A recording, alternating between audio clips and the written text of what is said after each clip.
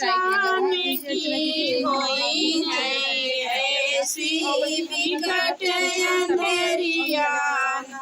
लक्ष्मण कहाँ जान की होई है ऐसी विकट अंधेरिया। लक्ष्मण कहाँ जान की होई है ऐसी विकट अंधेरिया।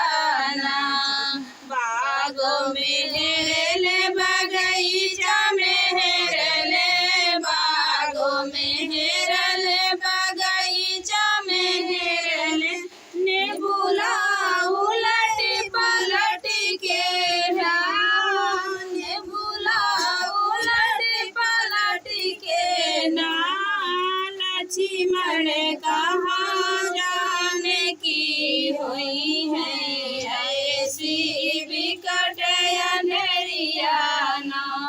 लक्ष्मण कहाँ जाने की हुई है ऐसी विकट अंधेरिया।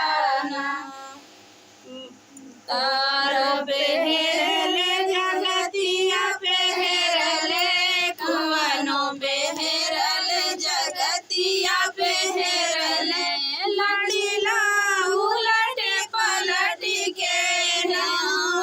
लड़ीला उलट पलट के ना। लक्ष्मण कहाँ जाने की हुई है ऐसी विकट अंधेरिया।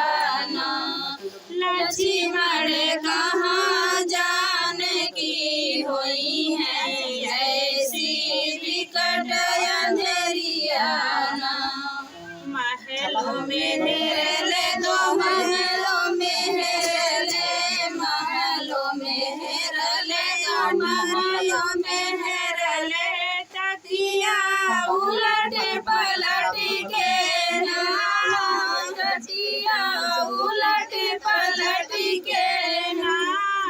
लक्ष्मण कहाँ जाने की हुई है ऐसी विकट अंधेरिया। लक्ष्मण कहाँ जाने की हुई है ऐसी विकट अंधेरिया। तो फ्रेंड, गीत कैसा लगा कमेंट बॉक्स में बताना। चैनल को ज़्यादा से ज़्यादा सपोर्ट करना, शेयर आशीर्वाद देना।